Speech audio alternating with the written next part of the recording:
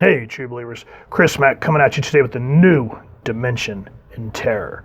Today we're going over the NECA Friday the 13th, Part 3, 3D Ultimate Jason Voorhees action figure. If you guys want to pick this up, I'd say please first and foremost support your local comic shop and see if someone has traded it in.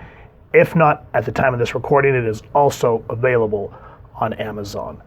And I love how NECA did the packaging for this. You can't really see it this way, but it has one of those 3D lithograph type covers, and that's just so awesome. And of course it says new 3D and terror there. And just like with all the NECA figures, you open it up, get a really nifty product shot of Jason there, and then all the cool stuff with the figure, which I'm really thankful for here, especially since a lot of the newer figures, particularly Hasbro, are going to be doing that just the cardboard without the plastic, and you never know if the figure is going to be broken or if a scalper has done some sort of weird swap that's going to be really frustrating. So this is always welcomed. Come across here to the side. Love how it has that broken glass here. Friday the 13th Part 3D, and I like the way it zooms out like that. Figure there looks really cool. Come around to the back, get some more cool product shots. There's a read-up. I'll get a close-up so you can read that at your convenience. Come back around to this side. Same product shot. Nothing on the bottom. And of course it says Friday the 13th Part 3 3D there. So with that said, let's get this awesome horror figure out and get a closer look at him. And here's our masked killer Jason Voorhees out of the packaging. And when you get him posed with his accessories, he looks absolutely terrifying. And even though, you can see that it is an action figure, very well rendered and super movie accurate. There are a few things with this figure that I don't like, but I think it's just kind of an overall thing with NECA. What do I mean by that? Let's get this guy off the stand and I'll talk about it further in depth. Now, before we get into the figure, in terms of the film, I'm glad that they decided against the alternate ending of Friday the 13th Part 2, where they were going to have the eyes of the decapitated head of Ms. Voorhees pop open and smile. The director decided against it because he said it looked too corny, and I feel like that would have definitely cheapened the entirety of that film, especially since they used the head and basically the end of Part 2 to intro Part 3, where they slowly zoom in on Ms. Voorhees' head, and the intro titles zoom out of her face, and we get that funky 80s horror music, which is absolutely awesome. If you haven't seen this movie, pause this, go watch the film, then come back. Now, 3D Part 3 is important to the franchise because it's the one that solidified Jason's iconic look with the hockey mask. So speaking of, here's a fun little bit of trivia that I learned from Menti Comedic Arts on YouTube. The production team, they couldn't decide on a mask for Jason. The Michael Myers had his, and then Freddy kind of had his look with his claws. So they were trying to find a look for Jason other than that bag on the head from Part 2. So, they tried all sorts of different ideas, but they couldn't find anything. But by luck, the head of the special effects department had his hockey equipment with him that day. And they just slapped the hockey mask on Jason, and the rest was history. If you want to hear more about things that you may or may not have known, I'll leave a link here so that you can check out Menti's full video. And if you guys want to hear my thoughts on the movie, let me know, and I'll do a After Dark review over on our After Dark channel. Now, with that said, let's talk about this figure and all these awesome accessories that he comes with. But I will talk about, real quick, the one thing that drives me nuts is this Jason comes only with one gripping hand and one, well, should I say resting hand and gripping hand. That's it.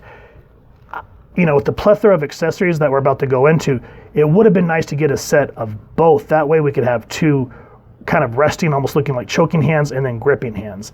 And I say that because we get the pitchfork that he rams through the biker early on in the film.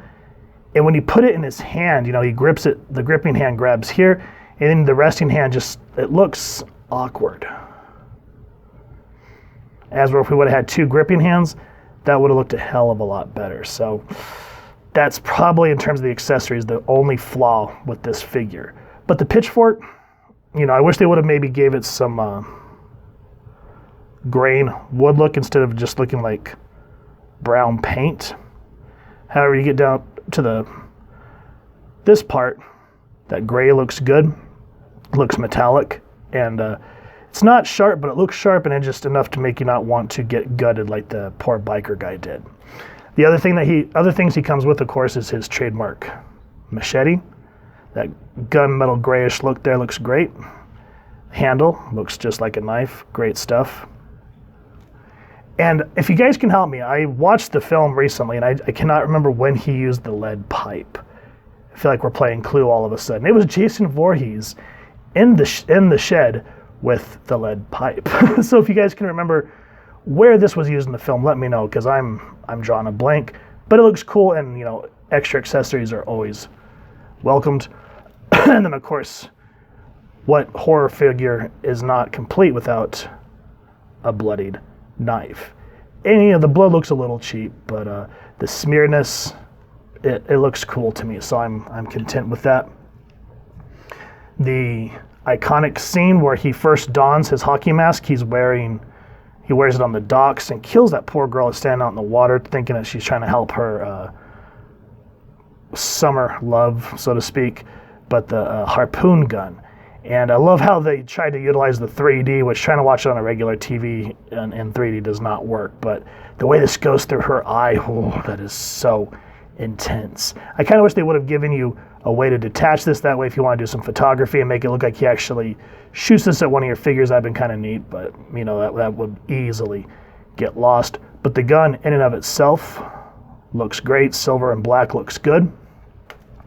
And then the hot poker that he kills the stoner girl with, I kind of wish that they would have maybe gave this a red tip or kind of a bright orange tip, because when he runs it through, it is red hot. So just kind of getting a regular poker here, it's kind of like, but nonetheless, awesome idea to implement that. And then again, of course, you got to have an axe to ram through people's faces, and the little bit of smear of blood there just really helps.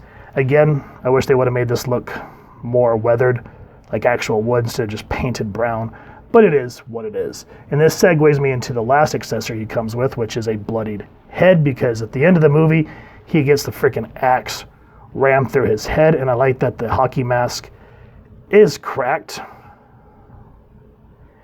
And if you look, there's a gash, and you have to tinker with it a little bit, but you can actually get the axe into his head on this one. So that's awesome that they made sure that the face is bloodied, the mask is bloodied, the axe is bloodied. So that's going to be some great ideas, either if you want to put it on the shelf like that, or for the shutterbugs like myself that are going to have all sorts of fun with this. Now, both head sculpts, you know, you get one regular and then the bloodied one. I like that both of them, the mask comes off. So you get the really horrific bloodied version of Jason here. And then, of course, on this one, you get the more regular head that looks like the grown-up version of the terrifying scene from part 1 when he comes out of the water. So good stuff there. Now for the paint apps,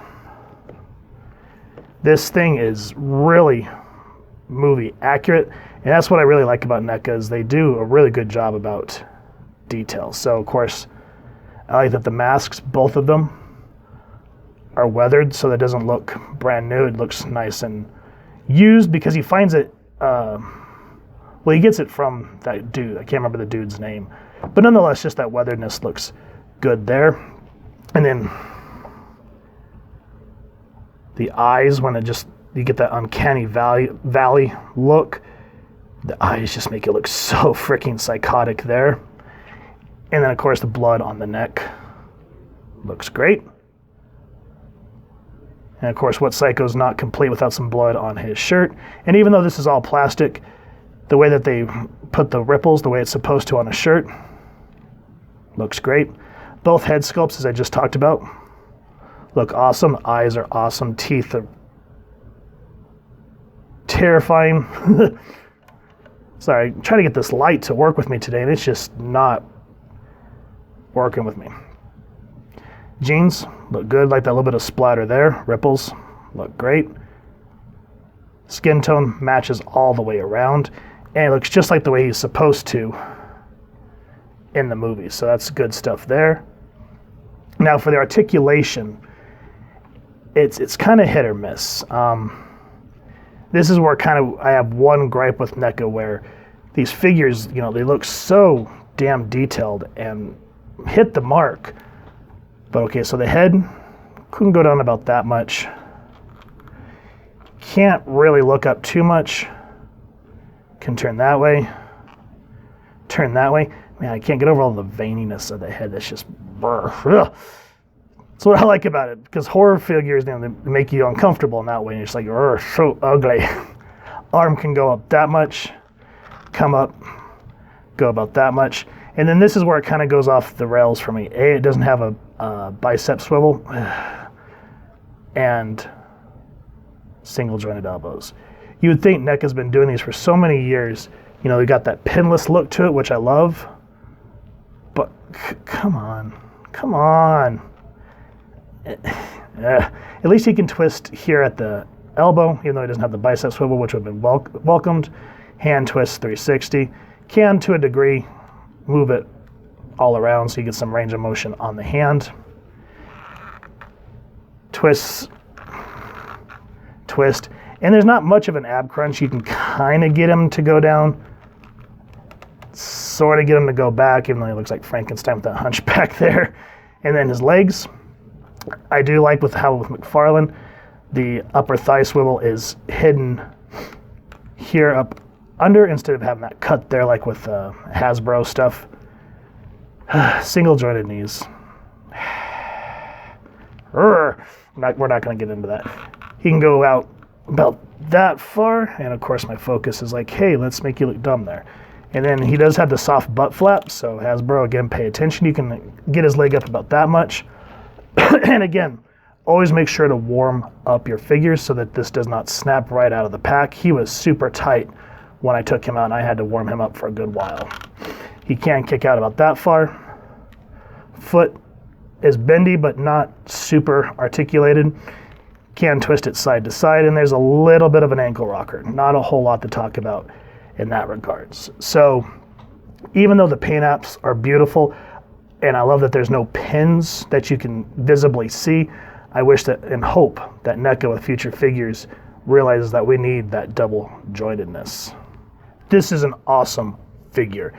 And one thing that I always appreciate about NECA is the amount of accessories that they do give you.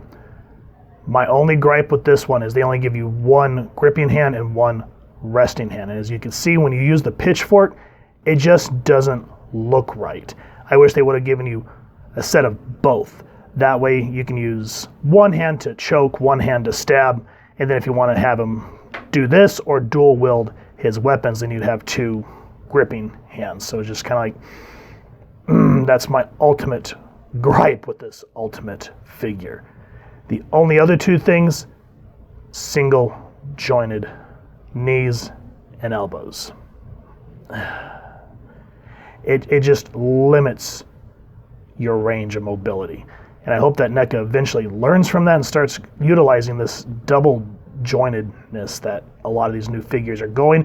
However, one thing that I do like about NECA is the pinlessness. I love not seeing all those pegs that you see like on the Hasbro figures, and that's one thing that's kind of really starting to turn me off about Marvel Legends. Anyway, if you've enjoyed what you've seen with this awesome horror figure, little blemishes aside, as I said, please first and foremost support your local comic shop. If not, then go check it out on Amazon. If you've enjoyed this review, we really would appreciate it if you take a moment to like, share, and subscribe. Helps the club channel more than you could possibly know. And if you wouldn't mind hitting that fancy little psycho bell next to subscribe, that way as we continue to upload content, you guys will get notified. Come to the channel, and we love talking with y'all and hearing your thoughts and feedback down in the comments below or our social media pages, which I'll make sure to leave the links down in the description. So with all that said, photo slideshow coming up next. Thank you so much for stopping by, and I hope y'all continue to have an absolutely amazing day reading, and happy hunting, true believers.